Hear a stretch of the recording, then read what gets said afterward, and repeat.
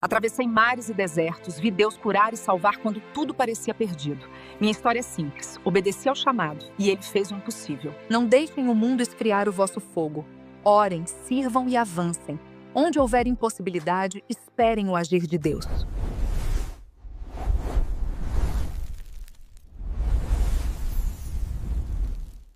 Ela enfrentou a morte, milagres, perseguição, mudou a história da igreja e incendiou a América com o fogo do Espírito. Aimee Semple McPherson.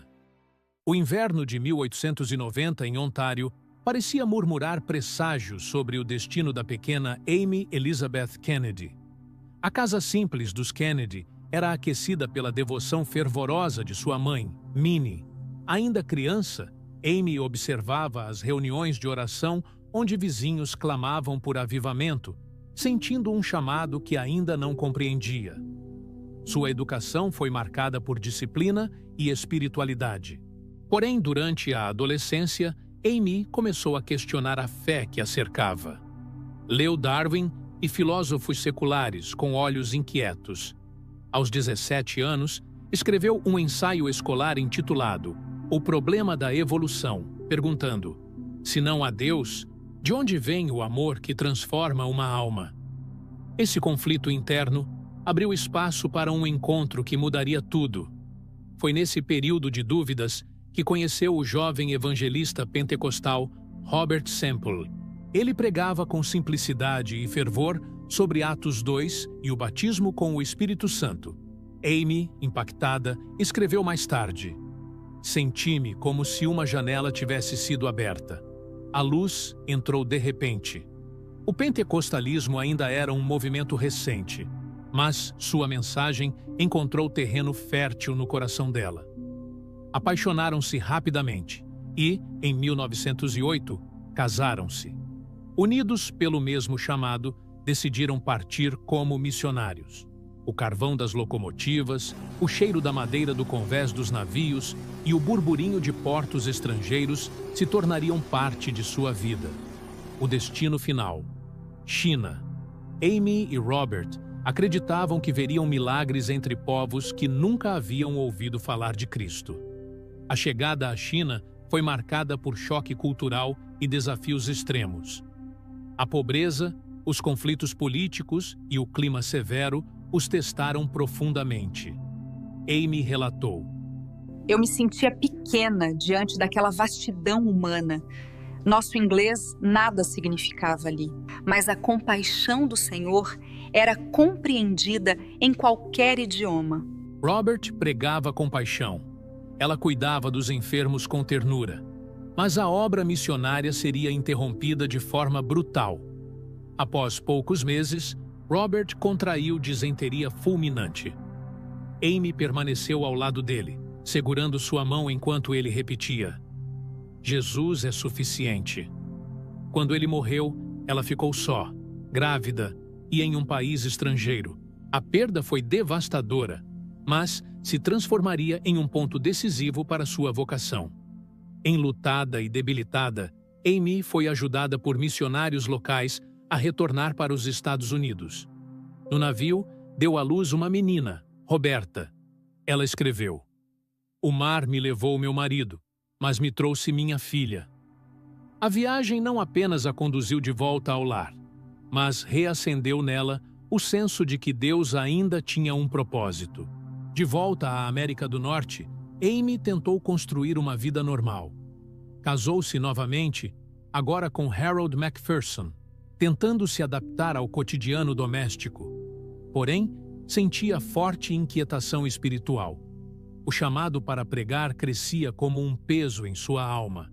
Ela confessou: é como se o Senhor repetisse: vá às estradas, aos campos, anuncie minha palavra. Após um período de enfermidade grave, acreditou ouvir de Deus. Pregue o Evangelho.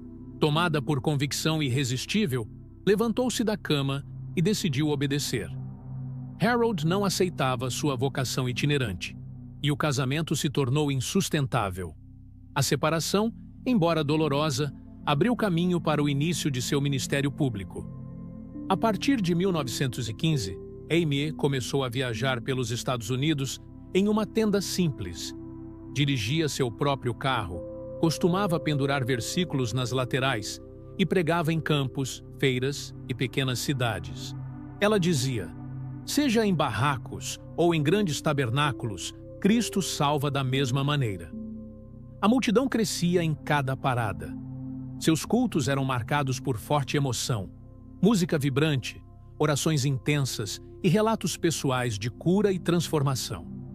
Pessoas de todos os níveis sociais acorriam. Amy orava com compaixão pelos enfermos e pregava com energia incomum, mesclando simplicidade e profunda convicção.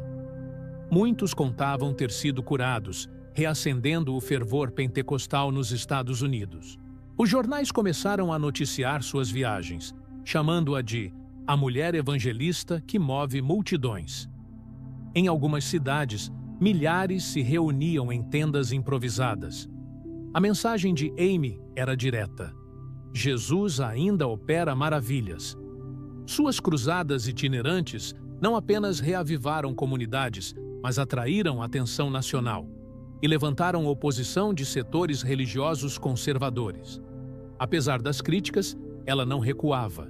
Continuou pregando em meio à poeira das estradas e às tempestades das planícies do meio-oeste. Em seus diários, escreveu: se eu tiver um púlpito, pregarei. Se não tiver, Deus fará da própria terra o meu púlpito. Essa perseverança moldaria sua trajetória rumo ao chamado que o país inteiro conheceria.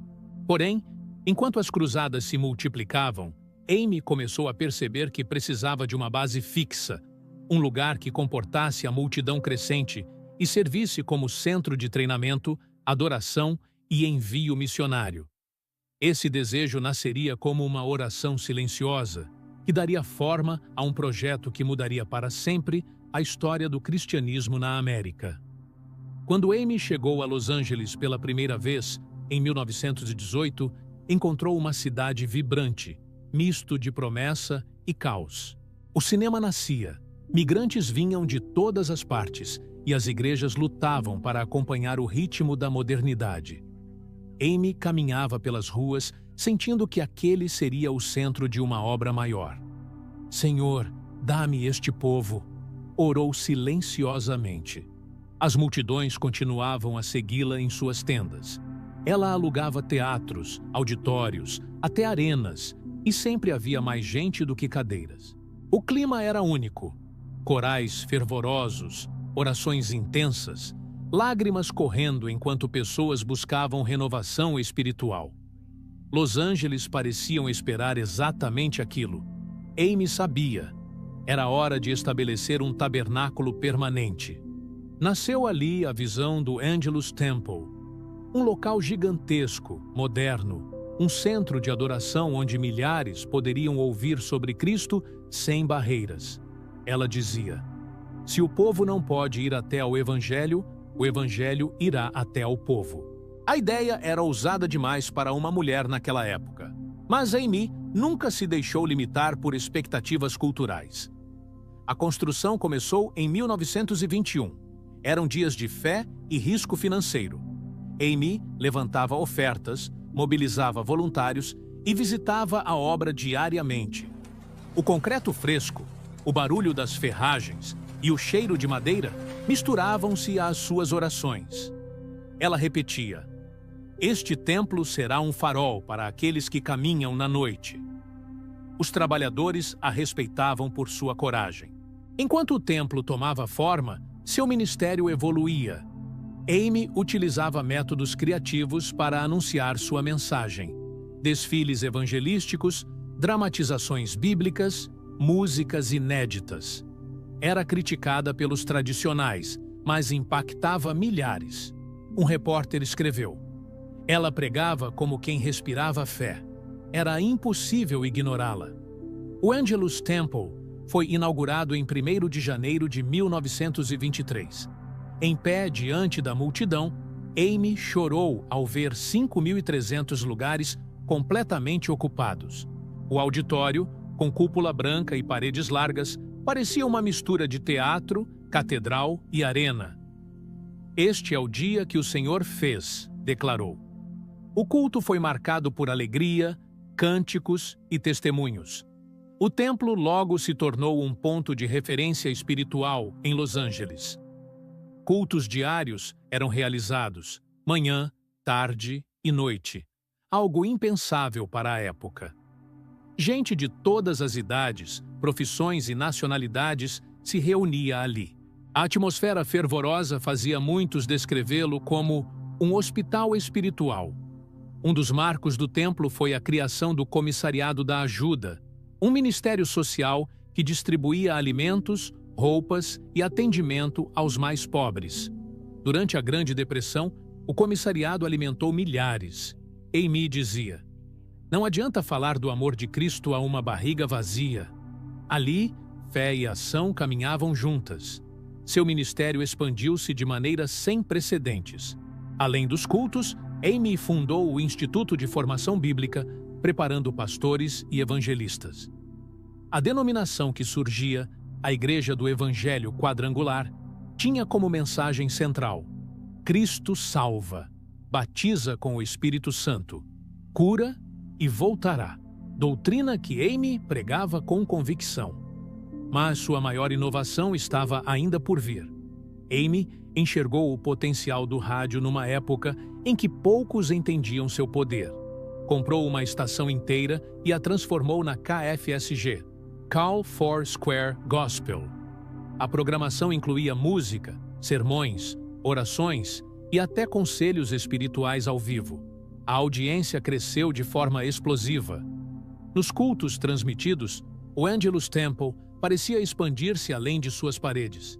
Gente em fazendas, fábricas e casas simples ligava o rádio para ouvir a voz firme e compassiva de Amy. "Jesus te conhece pelo nome", repetia ela. A KFSG se tornaria uma das primeiras grandes rádios religiosas do mundo.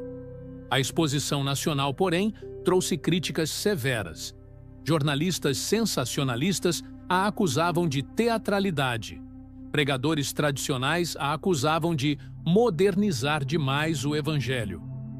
Mas as acusações não freavam a multidão que corria ao templo. Ela respondia: "O evangelho não perde sua força por ser anunciado com criatividade." Mesmo com a pressão pública, Amy mantinha uma vida de oração intensa. Frequentemente era vista ajoelhada em um pequeno aposento do templo, clamando: "Senhor, guarda-me de mim mesma e mantém meu coração simples." Em 18 de maio de 1926, Los Angeles despertou com a notícia que se espalhou como incêndio. Amy desapareceu. Ela teria entrado no mar de Venice Beach e não retornado. A cidade mergulhou em caos. Milhares se mobilizaram. Helicópteros improvisados, mergulhadores, barcos e voluntários vasculhavam as águas. O país inteiro acompanhava cada atualização. O Angelus Temple transformou-se em um centro de oração. Crentes clamavam, muitos choravam nos bancos, enquanto corais entoavam hinos. Seu púlpito, agora vazio, parecia carregar o peso de uma ausência que feria profundamente a comunidade. O templo ficou lotado por dias. "Senhor, traze-a de volta." Era a súplica comum. Jornais sensacionalistas criavam teorias. Alguns diziam afogamento, outros falavam em fuga. Mas havia um silêncio estranho. Ninguém sabia o que realmente acontecera. A cidade oscilava entre consternação e suspeita. Amy era tão influente que seu desaparecimento se tornou manchete internacional, ultrapassando fronteiras religiosas. Então, em 23 de junho, 32 dias depois, ela reapareceu repentinamente em Sonora, México. Exausta, magra, com os pés feridos, afirmou ter sido sequestrada por um casal que exigia resgate. Contou que fugira atravessando o deserto. Sua narrativa era marcada por lágrimas e cansaço. Disse: "Clamei ao Senhor para não morrer naquelas montanhas." Ao retornar aos Estados Unidos, foi carregada por multidões que celebravam sua sobrevivência. Muitos choravam de alívio. O Angelus Temple ficou lotado para recebê-la. Amy entrou em silêncio e a congregação inteira se levantou em pranto. Ela agradeceu dizendo: Cristo me sustentou quando tudo parecia perdido. Autoridades da Califórnia iniciaram uma investigação formal. Havia suspeitas de que sua história poderia ser falsa. Promotores buscavam contradições nos relatos. Repetia: eu disse a verdade. A investigação se arrastou por meses, mas nenhuma prova concreta foi encontrada. Finalmente, as acusações foram retiradas. O Angelus Temple não diminuiu em frequência. Ao contrário, a crise havia atraído ainda mais pessoas curiosas para ouvir sua pregação. Naquele período, Amy começou a escrever e publicar mais intensamente. Seus sermões eram transcritos e distribuídos pelos Estados Unidos. Ela compôs dezenas de hinos e roteiros evangelísticos que dramatizavam histórias bíblicas. Durante os anos 1930, enquanto o país enfrentava a Grande Depressão, o Angelus Temple permanecia cheio todos os dias. As filas para receber alimentos do comissariado aumentavam. Trabalhadores desesperados encontravam ali pão físico e espiritual. Amy dizia: não podemos curar o coração sem estender também as mãos. A denominação quadrangular cresceu rapidamente. Igrejas foram fundadas de costa a costa e missionários enviados para diversos países. A liderança de Amy era enérgica, inspiradora e exigente. Ela mantinha um ritmo incansável de viagens, cultos, escrituras e transmissões. Amy enfrentou dores, críticas e batalhas internas. Em alguns momentos, sentia o peso de carregar um movimento inteiro. Durante um culto privado, orou assim: Senhor, dá-me graça para continuar. Não permitas que minha fraqueza obscureça tua luz. Amy tornou-se uma das mulheres mais influentes da América na década de 1930. Não pela política, mas pela fé que proclamava com ousadia. Com o país entrando na Segunda Guerra Mundial, novos desafios surgiriam. No Angelus Temple, Amy organizou vigílias de oração pelos soldados e campanhas de doação para hospitais militares. O Instituto Bíblico Quadrangular tornou-se referência para novos obreiros. Apesar da agenda exaustiva, Amy continuava pregando com vigor. A relação com sua filha Roberta também se aprofundou. Apesar de períodos de tensão na juventude, Roberta passara a ajudar no ministério. Amy valorizava esse reencontro familiar e frequentemente dizia: o Senhor restaura aquilo que entregamos a Ele. Amigos mais próximos relatavam que sua rotina seria impossível para qualquer pessoa por muito tempo.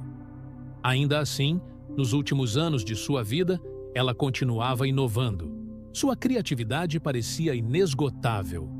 Muitos jovens líderes que conviveram com ela afirmavam que sua mente estava sempre 10 passos à frente.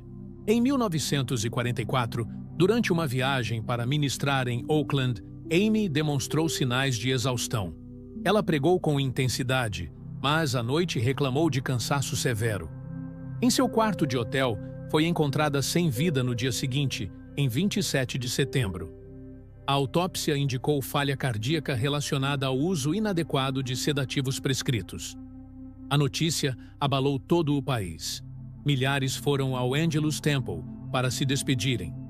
A denominação quadrangular, que ela havia estruturado, continuou crescendo, mantendo a mensagem que ela proclamou por décadas: Cristo salva, cura, batiza com o Espírito Santo e voltará. Seu ministério deixou marcas profundas na evangelização urbana e no uso criativo de mídia. Assim, encerra-se a jornada de Amy Semple McPherson, uma mulher que atravessou continentes, superou luto, plantou igrejas, alimentou famintos, alcançou milhões pelo rádio e viveu intensamente para servir. Sua vida permanece como testemunho do que alguém pode realizar quando abraça o chamado divino com coragem, humildade